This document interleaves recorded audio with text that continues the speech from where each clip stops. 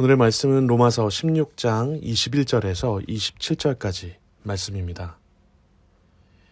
바울은 복음 전도를 보면 특히나 말씀 사역을 돕는 손길들이 많이 있었습니다. 브리스가와 아굴라 부부의 경우에는 바울의 목숨을 위해서 자기들의 목까지도 내놓았다고 소개되고 있고, 또 친척인 안드로니고와 유니아는 함께 옥에 갇히기도 했습니다.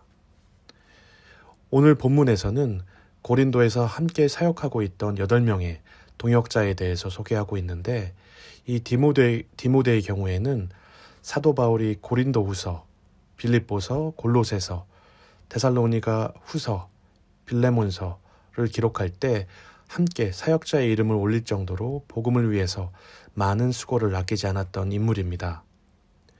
이 디모데는 유대인의 어머니와 또 헬라인의 아버지 사이에서 태어났는데, 바울과 함께 전도여행 중에서 유대인을 향한 이 선교를 위해서 디모데에게 할례를 행하기도 했습니다.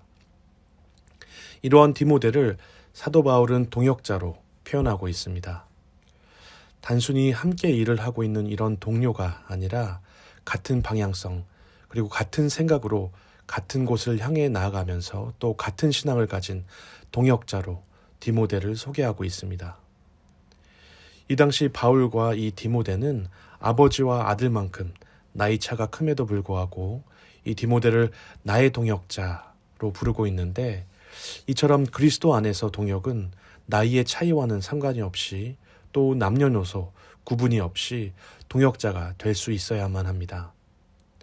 그렇다면 오늘 이 말씀을 듣는 서울 이기는 교회 성도들도 또 어린아이들부터 어르신들에 이르기까지 예수님을 향한 같은 믿음을 가짐으로 함께 동역해야만 하겠습니다. 이 고린도 교회에는 바울의 친척들도 있었습니다. 그 이름이 누기오와 야손, 소시바더인데, 이 바울은 친척들에게도 복음을 전했습니다. 사실 복음을 전하기에 가장 어려운 사람들이 가족과 또 친척일 것입니다. 나의 모습을 잘 알고 있기 때문에 친척들을 찾아가서 말씀을 전하고 또 동역자로 삼는다는 것이 절대로 쉬운 일이 아닙니다. 그리고 22절에는 성령의 감동이 되어서 바울이 전한 말씀을 대필한 더디오의 문안도 포함되어 있고, 또 23절에는 가이오와 또 재무관 에라스도와 형제 구아도의 문안 인사도 함께 기록되어 있습니다. 이 가이오는 바울과 온 교회를 돌보아주는 재정적인 협력자이고, 에라스도는 재무관으로 또 고위공직자여서 사회적인 위치상 예수님을 믿는다는 것을 나타내는 것을 꺼릴 수도 있었을 텐데 함께 동역했다고 합니다. 이 당시에 유대인과 로마의 박해를 받고 있는 상황 속에서도 이처럼 많은 여러 계층의 사람들이 바울이 전한 복음을 듣고 그 사역을 함께 했습니다. 이 바울과 협력했던 이 모든 사람들은 바울을 사랑하고 또 물심양면 돕던 사람들입니다.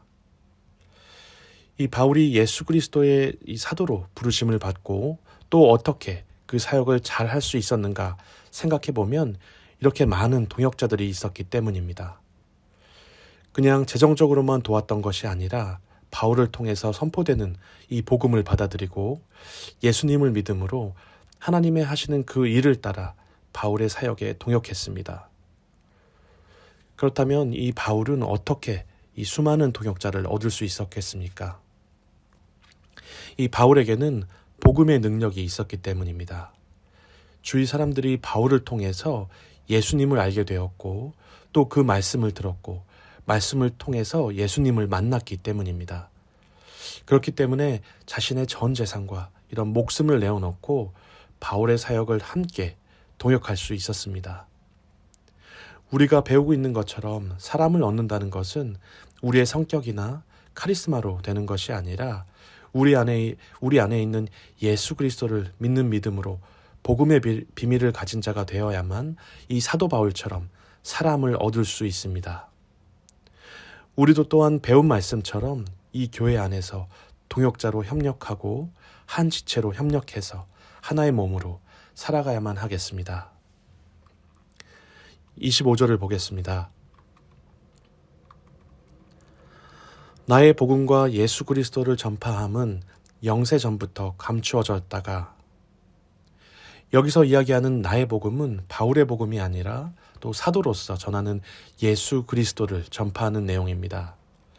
근데 이 복음은 영세 전부터 감추어졌다고 합니다. 그런데 이어지는 26절을 보면 이제는 나타나신 바 되었으며, 그동안에는 하나님의 복음의 말씀이 영세 전부터 감춰졌다가 예수님이 오심으로 이제는 나타내신 바 되었다고 합니다. 이 구약 시대에도 예수님의 오심에 대한 수많은 예표와 그림자가 있었지만 말씀이 감춰져 있다가 예수님이 오심으로 나타나신 바 되었습니다. 우리가 오랜 시간 배워온 이 요한계시록 5장을 보면 보좌에 앉으신 이의 오른손에 두루마리가 있는데 7인으로 봉인되어 있었고, 그 인을 떼시는 분은 오직 어린 양 예수 그리스도입니다. 이처럼 감춰진 하나님의 비밀이 예수 그리스도를 통해서 드러나게 되었습니다. 영원하신 하나님의 명을 따라 선지자들의 글로 말미암아 모든 민족이 믿어 순종하게 하시려고 알게 하신 바 그 신비의 계시를 따라 된 것이니, 이 성경 말씀은 선지자들을 통해서 우리에게 전하시는 하나님의 계시의 말씀입니다. 구약의 시작은 유대인을 향한 구원의 말씀으로 여겨졌지만 예수 그리스도가 이 땅에 오심으로 이 말씀이 모든 민족을 향한, 또 이방인들을 향한, 우리를 향한 계시의 말씀이 이미 드러났습니다. 이어지는 말씀을 보면 이 신비의 복음으로 우리를 견고하게 하신다 말씀하십니다. 지금 우리를 견고하게 하는 것은 무엇입니까?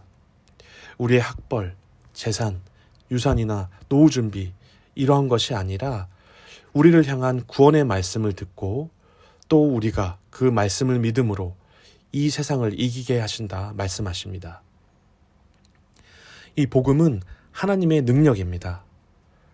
모든 믿는 자를 구원하시는 하나님의 능력이고, 모든 믿는 자를 견고하게 하시는 하나님의 능력입니다.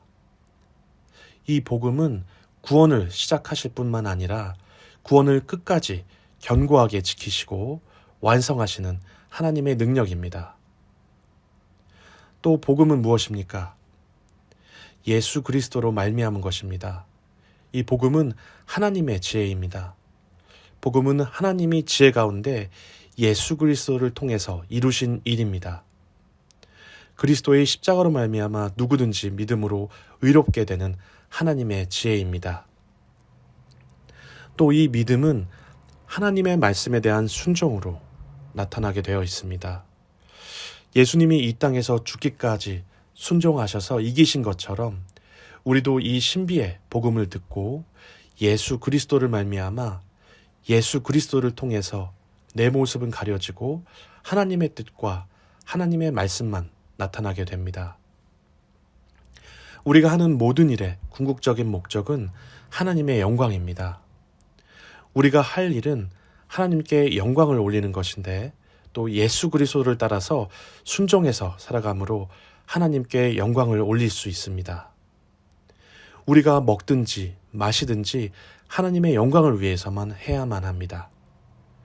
우리의 죄로 인해서 영원히 심판받을 우리가 예수 그리스도를 통한 복음으로 하나님의 영광을 위해 살 수 있게 되었습니다. 우리가 살아가는 이유와 삶의 목적을 복음으로 말미암아 회복하게 된 것입니다. 하나님이 만세전에 뜻하신 대로 이 복음을 믿는 자로 우리를 부르셨고, 또 그 말씀을 믿음으로 순종하는 자로 살아가게 하십니다. 이 복음을 믿음으로 구원을 받아서 그것으로 끝나는 것이 아니라 복음에 합당하게 순종하는 삶을 살아가게 하십니다.